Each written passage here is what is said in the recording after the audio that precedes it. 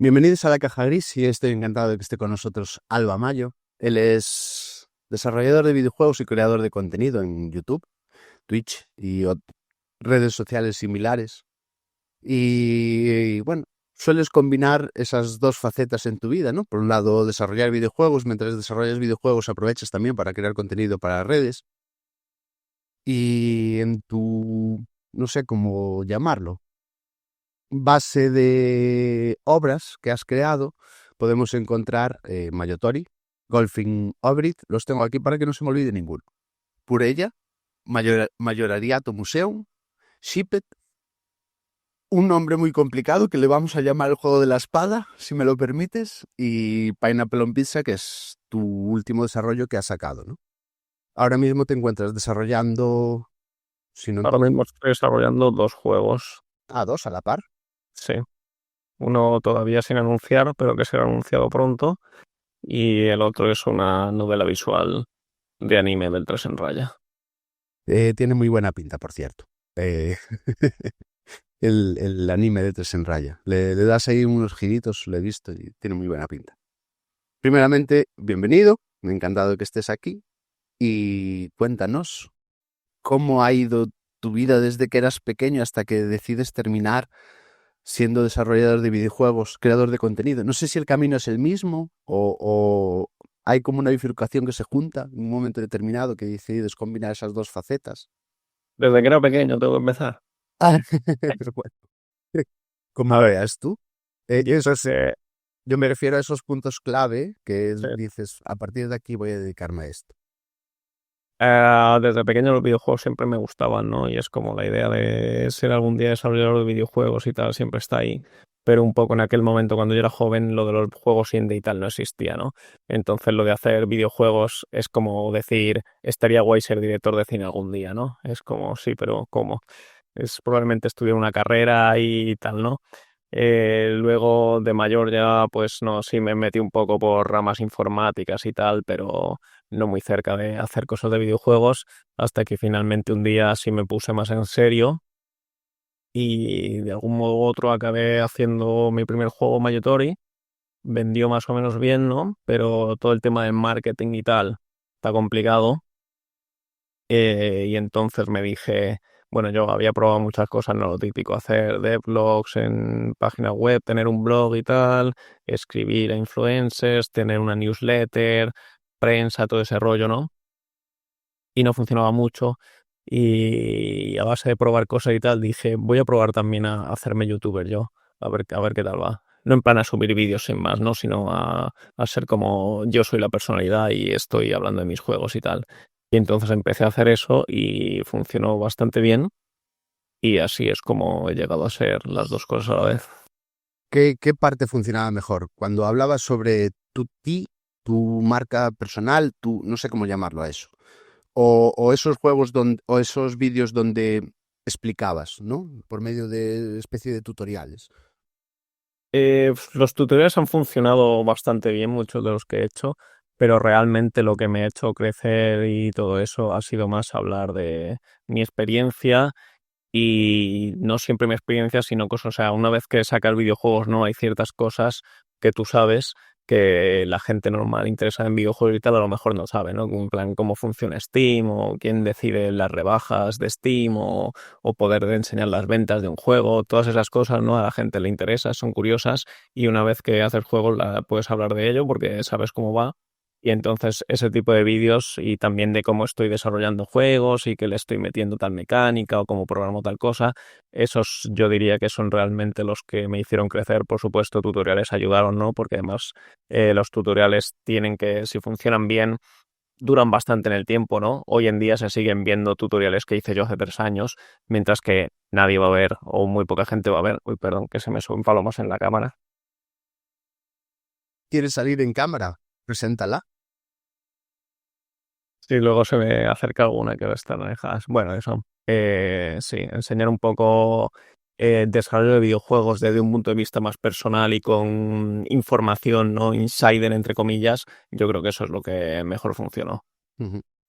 Bueno, entonces digamos que tu pasión inicial fueron creación de videojuegos. Y eso derivó en toda esta creación de contenido y demás que desarrollaste por ahí también tu faceta profesional. Bueno, no sé si sabes, este es un podcast muy dedicado y muy centrado en tema de padres, profesorado, etcétera, etcétera. Mírala. Hola. Ahí. Bueno, ¿cómo se llama? Que no la Esta, conozco. no sé quién es Dante. Sí, esta es una tortolita, se llama Dante. Bueno, mm, por mi parte, cero de conocimiento de palomas, ¿eh? O sea, no sé. Te quería preguntar, que como sabes, este es un canal centrado en padres, profesorado, etcétera. Centramos ahí nuestro público objetivo. Y una problemática recurrente, sobre todo en preadolescencia quizá, es que ven que sus hijos consideran que o creen que se van a dedicar a la creación de contenidos y en menor medida, pero también existe, a la creación de videojuegos. En ese sentido, tú como con tu experiencia, ¿qué les dirías a esos papás? Primero a los papás, luego vamos con los niños, ¿no? Padres que creen que sus hijos se quieren dedicar a hacer videojuegos. Ujú. Les diría en principio que les animen o sea, las herramientas en Internet hoy en día están, es fácil, hay desde herramientas como Scratch, por ejemplo, que es una especie de motor de videojuegos con sistema de programación, pero que en vez de programar tú escribiendo el código, son como piezas de puzzle que las encajas, ¿no? Para aprender de forma visual cómo funciona la programación. Esa es una herramienta muy buena y que puede servir para que niños empiecen a hacer sus pequeños videojuegos desde muy temprano, ¿no? Porque con poco más que saber leer y usar un ordenador, ¿no? Ya puedes empezar a hacer cosillas y luego a partir de ahí, pues eso, hay herramientas para todo tipo de edades, incluso una como uso yo, que es un motor que se llama Godot, es el que estoy usando ahora mismo. Hay gente con 15 años que hace juegos a mi altura o decir mejor, bueno, alguna hora, ¿no? Generalmente no tanto porque son gente, pues eso, que tiene más aficiones y tal, no está tan centrada, pero lo dicho, desde con preadolescente, o sea, menos de 15 años, igual está un poco más difícil que hagan algo así más un motor en serio, ¿no? Pero cosas tipo Scratch, RPG Maker, Game Maker, tal vez incluso, hay muchas opciones, hay motores y toda la información está en Internet. Hay tutoriales, hay de todo, se puede aprender. Entonces, con un poco tal vez de guía de los padres, si no son capaces de hacerlo solo los niños, yo creo que hay opciones y está bastante bien que puedan desde pequeños. Es una cosa creativa además. Aprenden, incluso aunque luego no terminen haciendo videojuegos, habrán aprendido a usar herramientas, seguramente aprendan a dibujar un poco en el ordenador, cómo funciona la lógica de la programación. Entonces, sí, Que les animen. En institutos, en clases de informática y demás, el Sketchers, ¿cómo dices que se llama? Scratch. Scratch, que es de unir cajitas, ¿no? Sí, un poco así, sí. Si salta, yo no conozco, o sea, no tengo cultura en eso, pero lo tengo visto, trabajar en institutos, en clases de informática con ese programa. Si no es ese, uno similar, ¿sabes? Y bueno, viene la parte de a los adolescentes. ¿Qué les dirías a esos adolescentes que dicen, tengo una idea para un videojuego, quiero crear este videojuego? ¿Los animamos también? Los animamos. También hay que decir que la mayoría de adolescentes no están muy metidos en el mundo indie y lo que conocen son juegos de consola con presupuestos de más de 100 millones de euros. Y entonces cuando tienen una idea del tipo juego de 100 millones de euros, y es como, eso no lo vas a hacer tú, ¿no?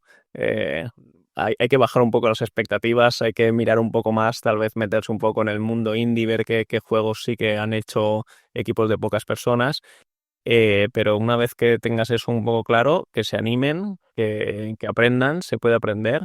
Es un poco complicado al principio, pero no es para tanto. Repito, todos los recursos están en Internet y puedes aprender, puedes empezar a hacer tus jueguecillos. Si te gusta y se te da bien, igual tienes una carrera ahí cuando seas adulto, pero cuanto antes empieces, mejor. Yo, de hecho, bueno, es cierto que en mis tiempos no había tantas herramientas como ahora, pero sí me habría gustado de más joven, en vez de perder tanto tiempo jugando a videojuegos o haciendo otra cosa, empezar a aprender, tomármelo un poco más en serio y empezar a aprender a hacer estas cosillas porque luego pues me habría venido muy bien. Yo creo que el tema de jugar tampoco es perder el tiempo tanto, porque sí que No, o sea, perder el tiempo en el sentido, está bien jugando porque además te da una cultura para luego poder es a hacer lo que iba. todo y tal, pero quiero decir, podía haberle dedicado al menos, yo que sé, una hora al día o tomármelo un poco más en serio y llegar a la adultez o una edad más que con un poco más de, vale, pues sé más cómo funciona esto, he tocado más cosas. Sí que hice alguna cosilla, alguna tontería en RPG Maker y cosas así, pero aprender de joven viene muy bien para cuando eres más mayor. Entonces, con ponerle un poco de ganas, al final es también incluso divertido. Al principio parece doloroso, ¿no? Tener que ponerte a aprender y no sabes programar y parece que estás haciendo deberes extra en tu casa, ¿no? Pero al final renta, por eso digo, ánimo a la gente que lo intente. Y lo que, bueno, de joven te lleva a lo mejor a aprender un par de horas o una semana, yo que sé, me da igual. A lo mejor de adulto pues tardas un mes. Eh, No tanto, ¿eh? La gente dice eso mucho. sí, Igual se aplica para idiomas y tal, pero para cosas en plan aprender a programar y todo eso, yo diría que incluso siendo más adulto tienes más, no sé cómo decirlo, mueblada la cabeza para que te entren ciertos conceptos más fácilmente, que de adolescente igual me costaba más porque no me enteraba. Entonces, no lo veo yo tan claro. O sea, no te digo que con 60 años igual sí, ¿no? Pero eso de que con 13 años te entraría todo mejor, más fácil que con 20, no lo tengo muy claro, la verdad. bueno, ahí entra también, claro, todo el tema de conocimientos previos que tengas antes, si controlas algo de matemáticas o no, o bueno, no sé. Esas cosas sí son cosas de programadores que, como te digo, cero de idea. Bien, tenía pensado que me resolvieras un par de dudas con respecto a qué habilidades necesito yo para ser un buen programador o un buen diseñador de videojuegos. No sé por dónde tirar. Porque entiendo que no es lo mismo ser un buen programador a ser un buen diseñador de videojuegos. Aquí entra pues toda la parte de estructurar el videojuego, no solamente plasmarlo, ¿no? Sino estructurarlo, marcar unos tiempos, etcétera, etcétera. Cuéntame tú, ¿qué necesito para... Diseñador dices, o programador, o las dos cosas. o las dos cosas mejor? Para ser programador, básicamente es estudiar, entre comillas, ¿no? Y practicar. Un buen programador se hace, pues, programando cosas e intentando mejorar, haciendo cosas más óptimas, entender cómo funciona, cómo puedes... es un gran parte optimizar, ¿no? Tú programar puedes hacer una misma cosa, hay mil maneras de hacerlas, muchas de ellas son muy cutres, funcionan peor, dan más problemas para mantenerlo luego, y eso a base de practicar, ir haciendo proyectitos y tal, investigar un poco también, pues, y ver consejos de gente que sabe más que tú, pues vas mejorando, ¿no? Y vas haciendo cosas pues que te dan menos trabajo luego a largo plazo y salen más fácil y funcionan mejor. En el tema de diseñar videojuegos, eso está más complicado, es un poco más artístico, ¿no? Pero principalmente diría que es jugar a videojuegos y analizarlos y pensar, esto también conviene hacerlo desde joven, ¿no? Porque así tienes un amplio abanico de juegos a los que has jugado y has pensado y es más, pues eso, pensar por qué este juego es divertido, qué es lo que está haciendo que sea divertido, o por qué es aburrido, qué es lo que está fallando aquí. Otra vez la cámara. Y piensas, no sé, es la sensación de aventura, ¿no? Pues, ¿qué es lo que hace que sea esa sensación de aventura? Es que el mundo es muy grande. Si fuese el mundo más pequeño, no daría la sensación de aventura. Es porque tiene combates. Si hubiese más combates, sería más aventura. Si hubiese menos, sería menos aventura. Pensando así las cosas, ¿no? Al final acabas desarrollando eso, unas ciertas ideas de qué cosas son más divertidas y qué cosas menos. Y por supuesto también practicar, haciendo tus proyectitos, haciendo tus juegos, puedes llegar a ver, pues esto parecía que era muy divertido y luego resulta que no es tan divertido, o lo contrario. Y sobre todo también el diseño de juegos se basa mucho en reiterar, ¿no? Incluso una persona como yo, alguien mucho más experto, generalmente no puedes diseñar un juego completo en tu cabeza y luego lo haces y es exactamente como pensabas y es igual de divertido, ¿no? Muchas veces tienes ciertas nociones, ¿no? Que te dicen, esto no va a funcionar por tal motivo, ¿no? Lo sé por experiencia, porque puedo pensar en los problemas que van a venir, pero luego hay veces, pues eso, que algo parece que va a ser, en teoría va a ser muy divertido, luego lo pruebas y no es tan divertido. Y entonces hay que saber, pues eso, qué es lo que hay que tocar, qué es lo que hay que cambiar para ver si realmente eso se puede convertir en algo más divertido o menos. A veces pasa lo contrario, algo que pruebas un poco, no te convence mucho, luego resulta que lo pruebas y hace que el juego sea mucho mejor. Entonces eso es un proceso bastante de iterar y descubrir, digamos, dónde está la diversión. Cambiando ya de tercio, todo lo de crear videojuegos está bien, pero yo me gustaría mucho que me explicaras y me contaras cómo es el proceso todo desde la creación en tu mente de ese proyecto del que estabas hablando, ¿no? Que después va a recibir una serie de cambios hasta el momento de público final. ¿Cuáles son esos pasos que marcan el desarrollo del videojuego? Yo me imagino que es algo así como, tengo la idea, está perfecta en mi cabeza, la hago, la publico y me hago millonario, ¿no? El proceso es así. Sí, no, es un poco más complicado que eso, pero sí, eso serían los pasos básicos. Es primero tener la idea y si no la tienes, pensarla.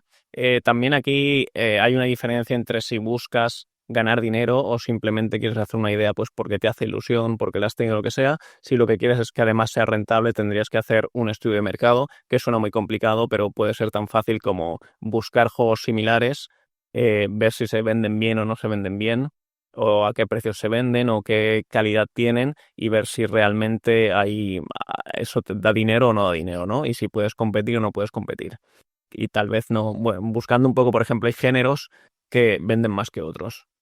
Sí, también depende de las plataformas, ¿no? Por ejemplo, los juegos de plataformas, ¿no? Los juegos de saltar en plan Super Mario y tal, en ordenador en particular, y en consolas también un poco, pero en ordenador venden muy mal, en general. Hay excepciones, ¿no? Super Mario y algunos otros que venden muy bien, pero en general salen muchos juegos y venden mal. Eso no es obvio, ¿no? Mucha gente lo primero que piensa cuando piensa en un videojuego es un juego tipo Super Mario de saltar, y no es obvio que esos juegos vendan muy mal.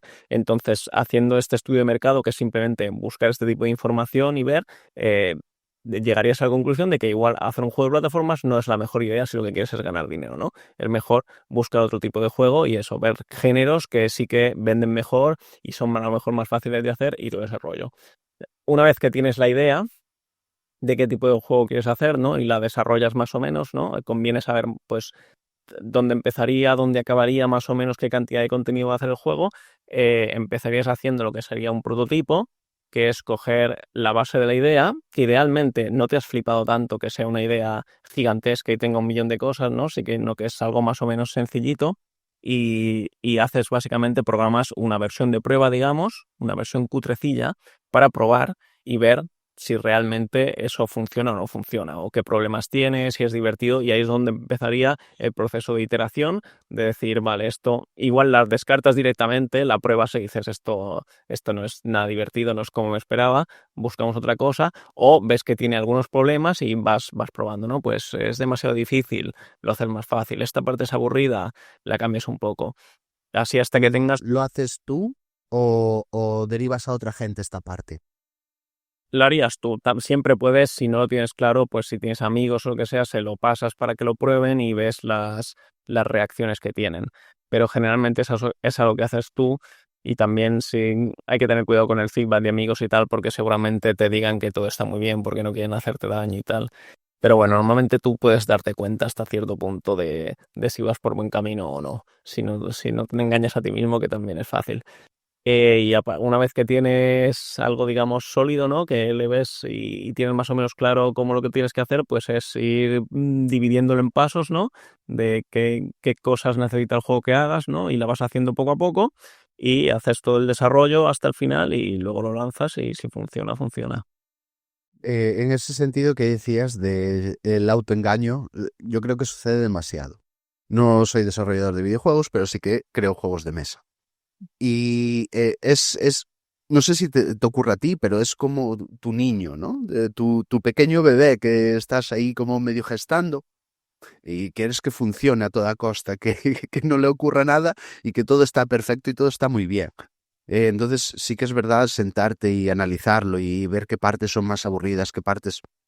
Es un proceso para un creador, yo creo que muy complicado. Por eso te preguntaba también si lo hacías tú o lo derivabas a otra gente, incluso gente que no conozcas, y si existen plataformas para videojuegos que lo hagan, tipo, no sé, Itch.io o algo así, que otra gente lo pueda probar por ti y darte un feedback, ¿no?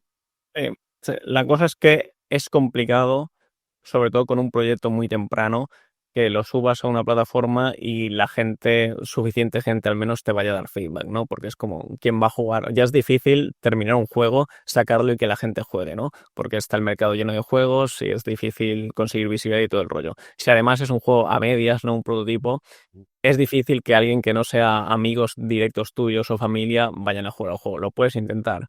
Y igual tal vez la mejor opción es participar, pero claro, aquí ya tu idea estaría limitada. Se hacen en videojuegos lo que se llaman jams, que son como concursos que muchas veces no son concursos, es por diversión, en el que en un plazo corto de tiempo, que pueden ser 2 días o pueden ser 2 semanas, mucha gente hace un videojuego basado en un tema y luego lo suben todo y generalmente la gente juega los juegos de los demás y se da feedback y tal, ¿no? Esa es una buena opción de tener gente que pruebe algo que has hecho tú y te diga un poco lo que le ha gustado. Si no, unirte a comunidades de videojuegos que también las hay, de creadores tal vez, y es lo mismo, tú juegas a sus juegos y le das su feedback, ellos juegan al tuyo y te dan su feedback. Pero es un tema un poco complicado. Lo más fácil es para ser amigos o familia, ver su reacción y lo dicho, por ser amigos y familias, en general van a ser más gentiles y te van a decir, ay, sí, qué guay, aunque en el fondo estén pensando que no es tan guay. Y una forma tal vez de destapar, digamos, si realmente es tan guay o no es tan guay, es ignorar las palabras y fijarte. En plan, si le pasas tu juego a tu amigo, si no le obligas tú a jugar, sigue jugando él después, cuando tú no estás mirando. Si la respuesta es sí, es que tienes un buen producto y le gusta mucho el juego. Si solo juega 10 minutos mientras tú le estás, entre comillas, obligando y te dice, ay, sí, está guay, igual no está tan guay, ¿no? Pero claro, tampoco a lo mejor es tu público o no es el tipo de persona. Entonces, es difícil. Tampoco puedes basar todo el feedback en que a una o dos personas no les haya gustado. Yo entiendo que sí, ¿eh? Que es muy, muy complicado y en ese sentido yo sí que me fijo. El juego de mesa que más desarrollado tengo y tal, hay como una especie de barrera de entrada a la hora de aprenderlo y bueno, sí que juegan y sí que se tiran una tarde a lo mejor jugando si estoy yo. Si yo no estoy, no hay esa iniciativa de vamos a jugar aquí. Sí que me tengo fijado en ello. Pero bueno, fuera de todo esto, ¿tú cómo consideras tus videojuegos? Vamos a llamarlo así, productos, una especie de producto de mercado o una obra, arte creativa donde tú como desarrollador diseñas y te inspiras y da un poquito igual el producto final o lo que vendo y demás. Cuéntame tú. Es un, Son los concluyentes, ¿no? Sí. Es un poco las dos cosas porque yo vivo de hacer videojuegos, entonces necesito hasta cierto punto ganar dinero, pero sí es verdad que nunca me planteo desde el principio el voy a hacer algo que me dé dinero. Siempre es una idea que tengo, que me apetece hacer o que me llama. De hecho, los dos últimos juegos que he sacado han sido gratuitos y me he dejado una pasta haciéndolos, pero era una idea que tenía y me hacía ilusión y creo que es artística y novedosa y que dice algo y quería verlo hecho realidad y lo hice. Entonces, generalmente tiendo más hacia el lado artístico. También es verdad que me lo puedo permitir porque tengo algunos juegos que funcionaron bastante bien, entonces puedo hacer juegos más artísticos y si no funciona demasiado bien, pues tampoco me arruina la vida, ¿no? No todo el mundo está en esa situación, entonces hay que considerar si realmente si necesitas el dinero, pues hay que centrarse un poco en eso. Pero lo dicho, tampoco es que tenga que ser una cosa o la otra, porque siempre puedes buscar una idea que te guste, pero que además encaje con un género que se venda, ¿no? O con algo más comercial. Y entonces así tienes las dos cosas. Un producto que seguramente se va a vender, o si lo consigues se va a vender, vas a ganar dinero, pero no estás haciéndolo simplemente por el dinero, sino que has buscado dentro de esto que es popular algo que a ti te apetece hacer y que tienes algo que contar. Eso sí, que si quieres ganar dinero, pues es la mejor opción. Porque además hacer, sobre todo si eres una persona sola en su casa, ¿no? Hacer un producto exclusivamente por el dinero, pero que a ti no te apasiona nada, es difícil. Seguramente no va a funcionar, no vas a ser capaz de que funcione y muy posiblemente ni siquiera lo vas a terminar porque no vas a tener la motivación de hacer todo el proceso hasta el final. Sí, y sobre todo, bueno, en estos estudios indies yo creo que el tema de producto debe estar también muy presente, salvo que tengas tus ingresos por otro lado y esto lo tomes como un hobby. Em, en los productos o en los videojuegos indies, ¿qué papel? Y es algo que me planteo muy en serio. ¿Qué papel juega el tema de apartado visual? Porque en un estudio indie tú tienes que centrar muchísimos esfuerzos, creo, en crear y generar un producto que sea divertido. Y a lo mejor no tienes tantos recursos para dedicarle al apartado visual. Sin embargo, a la sociedad nos entra todo por los ojos. Eso es así. Entonces, en tu experiencia, ¿qué cantidad de recursos, de esfuerzo destinas al apartado visual o destinas a las mecánicas, la jugabilidad y demás? Seguramente no lo destino tanto a lo visual como debería, si quisiese que fuesen más exitosos, porque efectivamente entran por los ojos y el juego puede ser el más divertido del mundo, que si la primera impresión que tienes de él es uff, qué cutre, va a estar difícil, ¿no? Sí que es cierto, sí que hay algunos juegos que triunfan pese a tener unos gráficos bastante malos, ¿no? Pero no, el Assassin's Creed, te guste o no, tiene unos gráficos que llaman mucho la atención, ¿no? Estaba pensando más en algo como... No, hay, por ejemplo, un juego que salió hace unos años que se llama Vampire Survivors, Ujú. que si lo ves parecen gráficos de los que tienen por defecto del RPG Maker. O sea, parece muy cutre, ¿no? Parece que está mal hecho. Pensarías, esto no va a triunfar. Esto se ve a la vista que es cutre. Y luego, pues ha triunfado muchísimo, ha vendido millones, porque por lo visto es muy, muy adictivo y la gente le engancha mucho y se divierte mucho, ¿no? Puede ocurrir, no es lo normal. Sobre todo si no tienes suficientes medios como para hacer una campaña de marketing y todo el rollo y nadie te conoce, lo normal es que si el juego pinta cutre, la gente va a pasar de ti más de lo que ya pasaría, porque tampoco es que porque el juego sea muy bonito vayas inmediatamente a tener éxito, ¿no? Pero sí que si llama más la atención, si puedes poner una imagen, un vídeo en redes sociales y la gente inmediatamente dice, ¡hala, qué bonito! Pues ahí ya tienes gran parte del marketing hecho, ¿no? Tienes al menos un sitio donde empezar.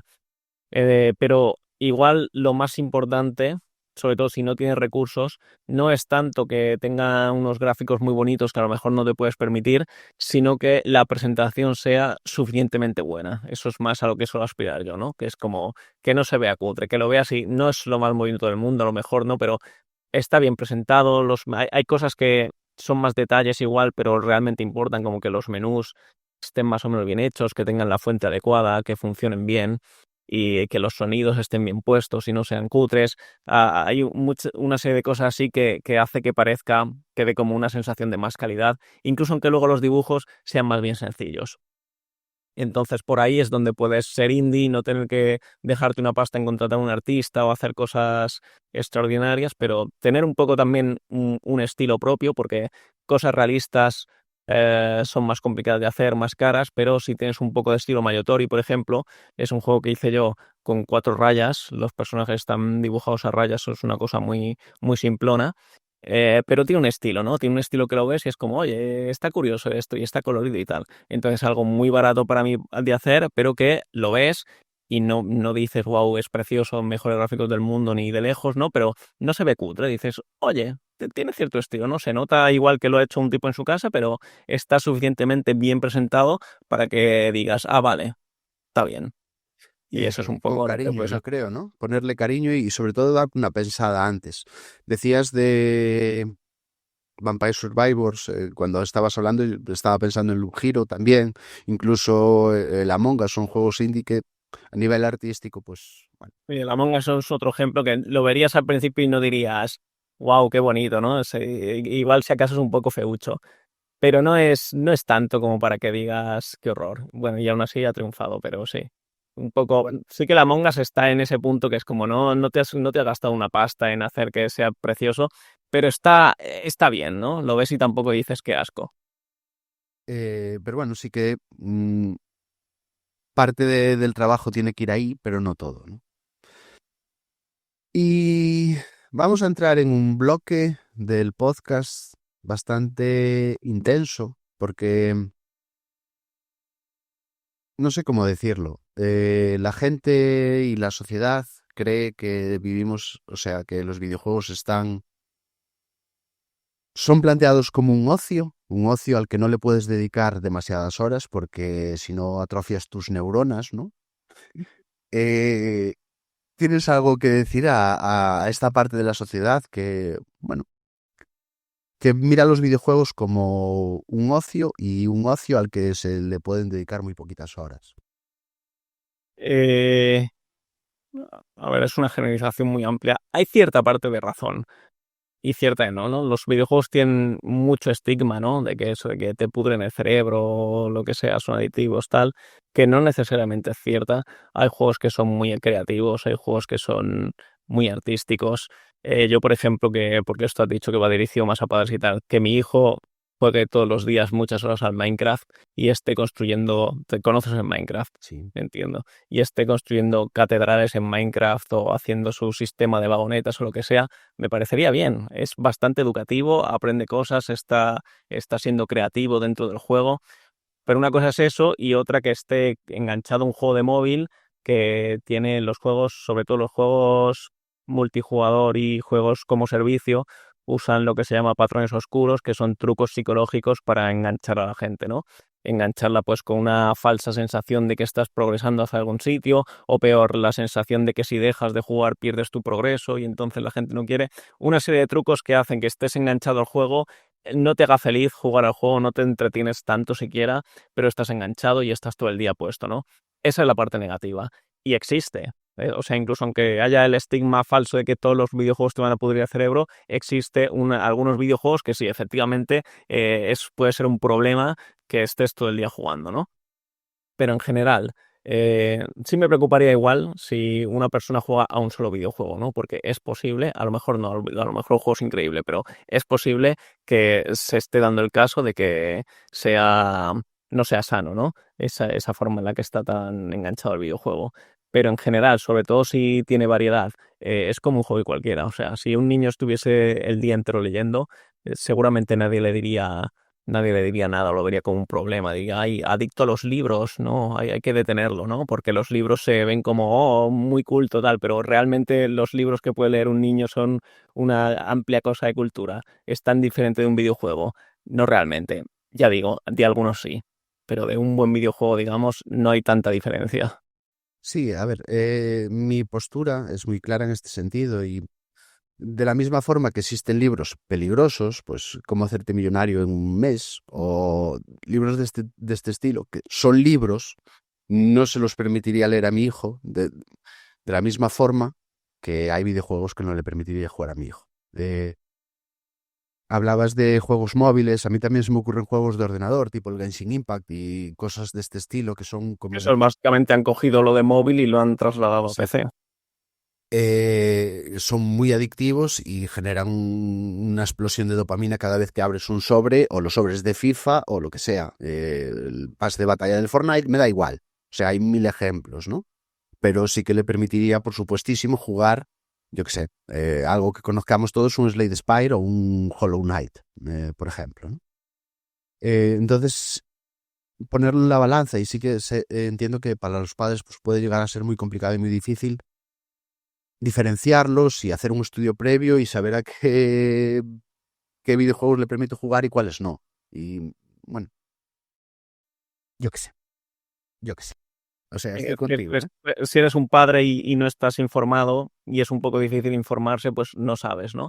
Por eso decía yo, mientras, o sea, si juega un solo juego, puedes mirarlo, ¿no? Puedes ir a verlo y ver realmente, informarte un poco de cómo funciona el juego y si realmente es nocivo o no es nocivo. Si juega a variedad de juegos, yo no lo veo, o sea, mientras no sea una cosa obsesiva, que probablemente no lo sea, porque ya digo, en la variedad es hobby, la obsesión suele ser con un título en particular.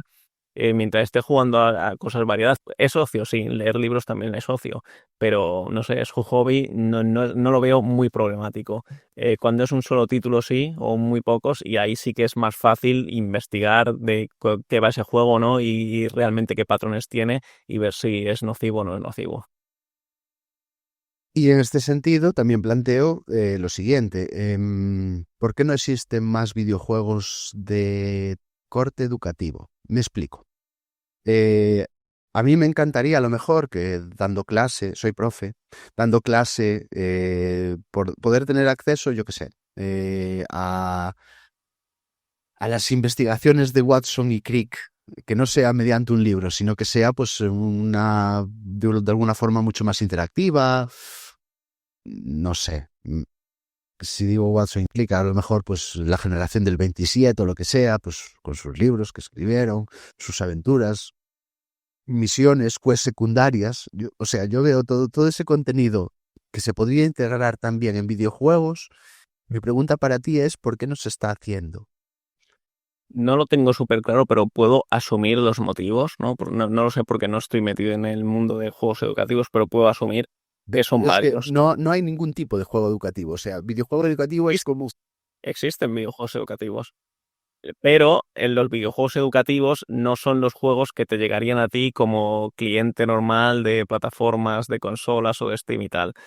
No sé si seguramente existe en algún lado una plataforma o mercado específica de juegos educativos donde se concentran allí, digamos.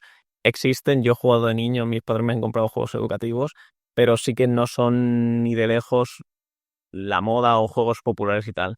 Los motivos de esto, el primero probablemente es que puestos a hacer un videojuego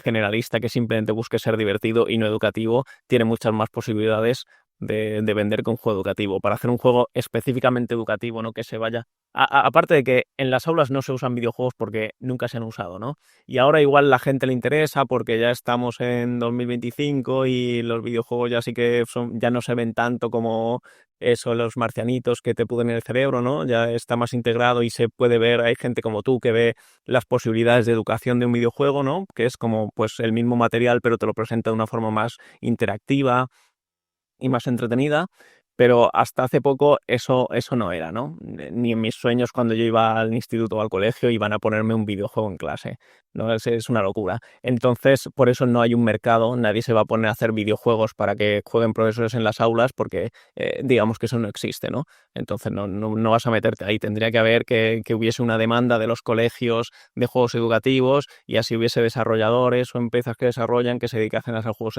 educativos. La otra es que sí que hay gente que hace juegos educativos a veces pues por placer o porque son profesores y quieren hacer su juego y tal, pero normalmente educativo y diversión son opuestos. Y la gente que se suele meter a hacer juegos educativos lo que sabe es educar y no hacer juegos divertidos. Entonces hay muchos juegos educativos que los juega un niño porque se lo das y no le das otra cosa, ¿no? Pero realmente es como no hay diversión aquí. Y ante la duda de si hacemos esto más divertido o lo hacemos más educativo, siempre gana la educación cuando alguien está haciendo un juego de ese tipo, ¿no? Entonces al final lo que suelen salir son productos, digamos, secos, no muy divertidos, que sí, que te cuentan la historia de cómo conquistó no sé quién, pero al final no entra porque es como me la estás torrando, ¿sabes? Estás camuflándome los deberes como videojuego, pero los dos sabemos que esto no es divertido. Sí, no sé si te refieres a estos videojuegos, vamos a poner entre comillas, que era como una especie de diapositivas que iban pasando mientras tú interactuabas con algo, ¿no? Una especie de toma de decisiones, un PowerPoint. No sé si te estás refiriendo a eso como videojuego No es en educativo. particular, yo es que de pequeño he jugado a varios que es como, es que ahora mismo no me El acuerdo. Claro. Encarta o algo Sí, así. cosas así, o que era que he jugado alguno incluso divertido, que tenía, era como una granja y la explorabas y cada vez que le clicabas en un animal te decía qué tipo de animal es y te daba una descripción que obviamente no te leías porque lo que te interesaba era que te suba la colección de que los has encontrado todos, ¿no? Ese tipo de cosas. Pero también he visto gente, que lo he dicho, es que no me acuerdo suficiente, pero que ha hecho un juego educativo y me lo ha pasado para que lo juegue y el juego es un tostón. Empieza y te cuenta la historia de no sé qué guerra, ¿sabes? Te la pone ahí en plan 3 páginas y después de hacer las 3 páginas juegas a un minijuego de disparar con un tanque 3 minutos y luego te la vuelven a torrar y es como, a ver, será muy educativo, pero nadie va a jugar a esto y pasárselo bien, ¿no? Claro, en ese sentido yo creo que, o sea, mi teoría gira en torno a la pescadilla que se muerde la cola, pero a la inversa. Es decir, no se crean videojuegos de corte más educativo porque videojuegos de calidad me refiero, ¿eh? No a de lo que estamos hablando. Porque no va a haber público y no hay público porque no existen ese tipo de videojuegos. O sea, creo que la pescadilla gira en torno a eso. No sé si me estoy explicando. Sí, pero Oh, no sé yo si es tan pescadilla porque si existiesen juegos educativos de calidad, aún así no tengo tan claro que habría público sin más. Por lo que digo antes, si no, bueno, si hubiese un amplio catálogo, igual sí que los padres irían a buscar juegos educativos y tal, pero no sé cuánto de mercado hay ahí. Y lo dicho, que te pongan un videojuego en una escuela, ¿no? O que la escuela recomiende a los padres un videojuego, eso no es algo que se haga hoy en día, ¿no? Si se hiciese, a lo mejor sí surgiría un mercado, pero como no se hace, es difícil que haya un público de juegos educativos de calidad. Claro. Yo creo que nuestra generación, o sea, no sé cuántos años tienes tú, pero yo con mis 37 estoy pues en proceso a lo mejor de plantearme ser padre o no, o, bueno, cada uno con sus dilemas. Pero creo que en nuestra generación sí que se plantea eso. Y yo personalmente, claro, no vas a hacer un videojuego para una persona, pero sí que me iría al Steam Kids, no sé cómo llamarle, la plataforma de turno que toque, a buscar juegos para la edad apropiada de mi niño. O sea, como padre. Y yo creo que muchos padres de nuestra generación pues lo harían. O sea, yo creo que a lo mejor es un... El problema es que sí, esa plataforma no existe, para empezar, ¿no? Ya, A lo mejor en algún momento, con suerte, existirá, alguien se animará a hacerla, o Steam sacará su versión Kids educativo o lo que sea. De hecho, en Steam seguramente, si buscas por etiquetas, si buscas educativo, es posible que salgan juegos buenos. Seguramente saldrán muchísimos malos, pero es posible que salgan buenos. Pero algo en plan así más curado, digamos, y preparado con juegos buenos, la cosa es que no existe.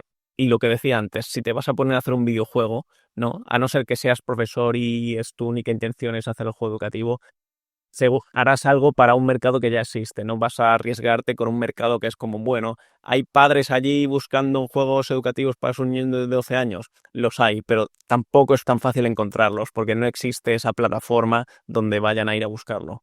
ujú. Bueno, yo entiendo que sí, que son pájaros en el aire a lo mejor, que es una idea que yo tengo en mi mente, pero bueno, yo la quiero dejar plasmada, aquí queda, que el que coja el testigo que lo recoja, yo no, y así vamos. ¿Cuál crees que es el futuro de los videojuegos? Porque, o sea, nos bombardean constantemente con noticias de el futuro de los videojuegos. Las gafas en 3D, el futuro de los videojuegos. Inteligencia artificial, el futuro de los videojuegos.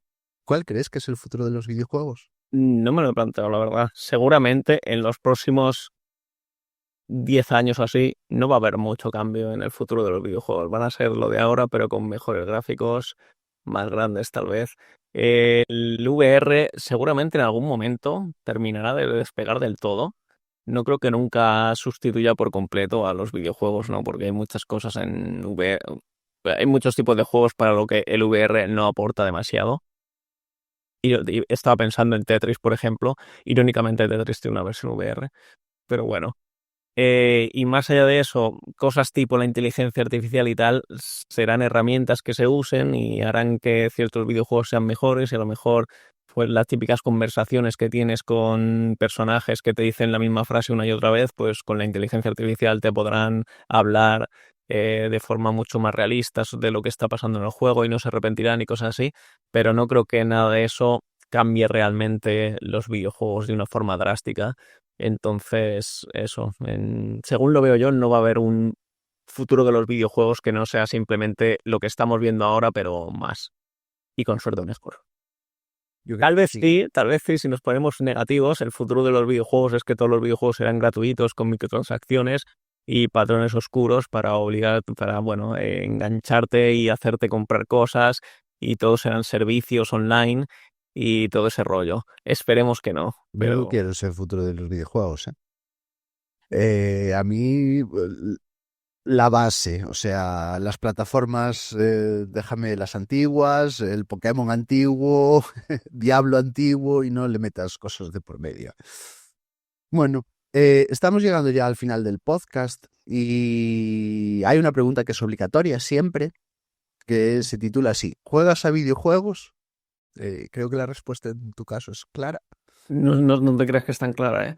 Porque no tengo tiempo. Obviamente he jugado mucho a videojuegos a lo largo de mi vida, sigo jugando, pero últimamente, los últimos años, mucho menos de lo que pensarías. Igual este año, el 2024, me he pasado 10 juegos en total, no es lo que esperarías de... Seguramente tú te hayas pasado más, no lo sé. Pasarme, no. Bueno, igual no eres muy de pasarte, ¿no? Yo normalmente si empiezo un juego intento terminármelo, pero no he jugado, incluso sin pasármelos, no he jugado mucho más. No tengo tiempo. Yo soy de echarle muchas horas dentro del videojuego, analizar, explorar, perderme. Me planteo Elden Ring, Baldur's Gate y demás. Y después de tantas horas ya pues lo dropeo, se queda ahí un poco más de lado. Yo, como tengo tan poco tiempo, intento evitar a toda costa juegos de 100 horas, tipo los que has dicho, ¿no? Intento ir a por cosas más cortitas y asequibles, pero juego porque me obligo mientras como normalmente a jugar a algo o mientras ceno y tal, ¿no? Para hacer algo a la vez y avanzar un poco porque sé que por mi trabajo tengo que jugar a videojuegos, ¿no? Tengo que estar un poco al día de lo que va a ser y tal, pero mucho menos de lo que pensarías. Era un poco lo que quería preguntar, si juegas por ocio o juegas pues, por tu trabajo. A ver, es un poco de las dos, pero principalmente es por ocio, ¿no? Incluso si no tuviese este trabajo, querría jugar a videojuegos porque me gustan los videojuegos. Pero además, conviene, si eres de videojuegos, que juegues a otras cosas, ¿no? Que estés un poco al día de lo que va saliendo y ese tipo de cosas. Pero no es que lo haga en plan obligado, ay, tengo que pasarme este videojuego ahora porque por mi trabajo, ¿no? No, lo hago porque aprovecho para también divertirme un poco y probar cosas. ¿Centras en indies o triple A o ambos? Juego la mayoría indies, pero no porque me centre, sino porque los AAA sí que suelen ser más juegos de 30 horas alargados artificialmente para que duren más y muy caros y todo ese rollo y por eso no entro más en eso y sí que juego a juegos un poco más pequeñitos, Ujú. pero no es porque digan indies porque yo soy indie y solo a indies, no, es porque más una cuestión de tiempo. Entiendo. Bueno, más o menos hasta aquí. No sé si te quedaron cosas en el tintero. A mí sí. Ah, que cuando hablabas del proceso que seguí, ahí no me sale la palabra. En el momento que hablabas de creación de videojuegos, hubo un momento ahí que decía estudio de mercado, que no me salía la palabra, que haces un estudio de mercado. Esto lo seguí contigo cuando empezaste a hacer el estudio de mercado antes de centrar en crear el videojuego de anime. Me llamó mucho la atención, me sorprendió, que es hiper mega sencillo. O sea, creo que rebuscaste por Steam, o sea, no sé, Es, ¿cómo fue lo tu de estudio caso? de mercado suena muy a yo no tengo los recursos para hacer un estudio de mercado, eso es cosas de empresas. Y seguramente las empresas le dedican mucho más recursos y tienen más cosas para hacer, ¿no? Más investigaciones y tal, pero realmente a nivel indie, cuando se habla de estudio de mercado es ir a Steam y mirar un poco, ¿no? Investigarte, hay páginas, bueno, a partir de las reviews que tiene, el número de reviews que tiene un juego, puedes más o menos adivinar cuánto ha vendido y hay ciertas páginas que te hacen el cálculo, no es un cálculo 100% exacto ni parecido, ¿no? Pero puedes saber si estás viendo un juego que ha vendido en torno a 1 millón o que ha vendido en torno a 10 copias, ¿no? Y en base a eso y sobre todo a ciertas páginas o ciertos profesionales que condensan esos resultados y te lo dan ya en ciertos blogs y tal, pues puedes buscar, ¿no? Pues estos fueron los géneros más vendidos el año pasado. Y ves los géneros y los géneros más saturados, o sea, que salieron más juegos y a lo mejor vendieron menos. Y en base a todo eso, puedes hacerte una idea de si el tipo de juego que estás haciendo tú tiene muy buenas posibilidades o no tan buenas. Y luego eso, mirando títulos parecidos, ¿no? A lo mejor quieres hacer un juego de fútbol, pues vas y miras los juegos de fútbol parecidos que hay, que sean indies, porque claro, mirar el FIFA, pues igual no es la mejor opción si vas a hacer un juego en tu casa, ¿no? Pues lo miras, ves si existe alguno, porque a lo mejor estás haciendo un juego de un género que no tiene muchos, no hay mucho, ¿no? Y a lo mejor eso es bueno, porque puede ser bueno, puede ser malo, puede ser bueno porque a lo mejor hay un nicho ahí de gente que dice, ay, sí, pues yo quiero, por ejemplo, esto es algo que pasó con los juegos de terror hace ya igual 10 años, ¿no? Pero al principio era cosa de las empresas AAA, luego vieron que no vendían lo suficiente y vendían más juegos de acción y pivotaron y se dejaron de hacer juegos de terror. Hasta que llegaron los indies y empezaron a hacer juegos cortitos de terror, ¿no? De ir con la linterna por el bosque y ese tipo de cosas y funcionaron muy bien. Y entonces salió todo un género de juegos indie de terror. eso era un caso de un juego que parecía, un género que parecía que no funcionaba, pero realmente había un nicho de gente esperando a que sacasen juegos y no sacaban juegos. Entonces, si encuentras un nicho así, pues es muy bueno y puede ser muy lucrativo. También puede ser, por desgracia, lo contrario, ¿no? Que realmente estés haciendo un juego que nadie quiere, ¿no? He visto, por ejemplo, mucha gente que hace, yo que sé, juegos de marcianitos 2D, ¿no? Y es como, ¡guau! Nadie hace de esto, voy a hacer yo uno. Es como, nadie hace de esto porque es un juego que gustaba hace 30 años y hoy en día ya a nadie le interesa, ¿no? Entonces está un poco difícil por ahí, pero sí, se trata de echar un vistazo al mercado tú mismo y leer artículos si es posible que lo condensen y ver si las posibilidades que tienes y eso, comparar con títulos que existen. Yo, por ejemplo, si miro novelas visuales indie que hayan tenido éxito, pues puedo comparar un poco por qué han tenido éxito, cuánto duran, tienen la calidad gráfica a la altura de lo que puedo hacer yo, ese tipo de cosas. Pues esa fue por mi parte lo que me quedó en el tintero. No sé si tú tienes ahí cositas, Que creo que no. ¿no? No soy. Despedimos por aquí entonces. Pues muchísimas gracias por estar ahí y nos vemos para la próxima. Muchas gracias, Alba, por venir. Gracias de nada. Dios. Chao.